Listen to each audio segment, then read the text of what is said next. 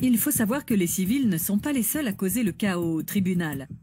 À DeLand, en Floride, le juge Brian Feigenbaum préside une audience dans le tribunal du comté de Volusia. Ce jour-là, il s'agissait d'une affaire assez simple de conduite en état d'ivresse. L'homme accusé d'avoir conduit en ayant bu de l'alcool est là avec son avocat. L'agent de police qui l'a arrêté est en train de témoigner. Un agent de sécurité est aussi présent. Robert Campbell avait 52 ans et il exerçait son métier d'agent de sécurité dans cette salle d'audience du tribunal depuis maintenant 15 ans. C'était un agent de sécurité avec beaucoup d'expérience. Il connaissait donc la loi, mais il savait aussi exactement ce que le juge voulait entendre. Alors que l'accusation est en train d'interroger le policier ayant arrêté le prévenu, l'agent de sécurité pianote sur son téléphone, dos au juge. Au vu de son comportement, on pouvait penser qu'il envoyait des messages à quelqu'un dont on ne connaissait pas l'identité. Mais l'avocat de la défense finit par comprendre qu'il envoie des messages à 2 membres de l'accusation.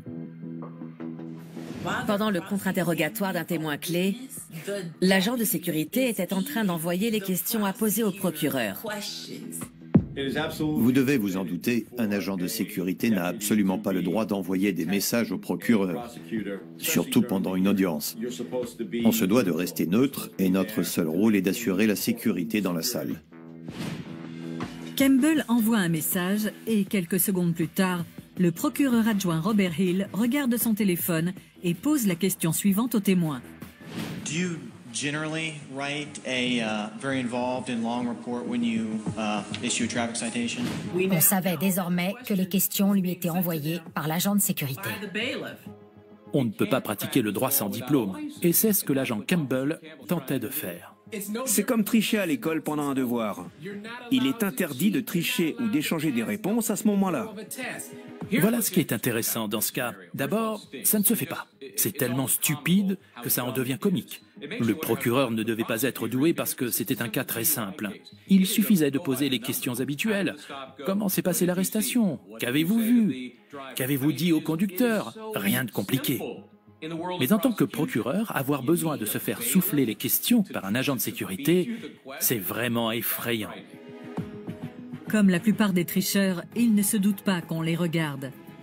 L'avocat de la défense a immédiatement décidé d'en faire part au juge. There's just at this point, just a perception of possible texting between Deputy Campbell and the state. I don't know so I'm not making any allegations at all. Le juge interrompt alors l'audience pour réprimander Campbell et l'accusation. Le juge Brian Feigenbaum a dû rappeler aux intéressés qu'il ne fallait pas essayer de s'entraider et qu'il connaissait assez bien la loi pour savoir que c'était interdit. There really shouldn't be any even impression that any courtroom staff are trying to help one side or the other. C'est quelque chose qui porte atteinte à l'image de la justice.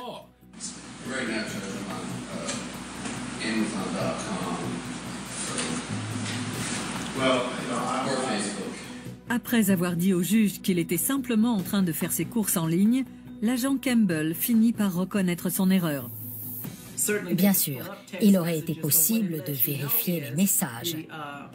Mais ça permet de savoir que l'agent de sécurité a menti, parce qu'il sentait que ce qu'il faisait était interdit et répréhensible. Il savait très bien que ce n'était pas sa place. Mais le plus important, c'est de déterminer combien de fois cet agent a pu pratiquer le droit en soufflant des questions à des membres de l'accusation au cours d'un procès.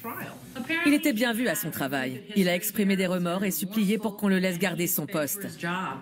L'agent Campbell a été suspendu sans rémunération pendant 6 semaines. Il a eu de la chance de ne pas s'être fait licencier. Les procureurs impliqués reçoivent un blâme qui n'est pas inscrit dans leur dossier. Les conseils de l'agent Campbell n'auront servi à rien dans l'affaire de conduite en état d'ivresse. En fin de compte, c'est la défense qui a triomphé, étant donné que l'accusé a été reconnu non coupable de ce qui lui était reproché.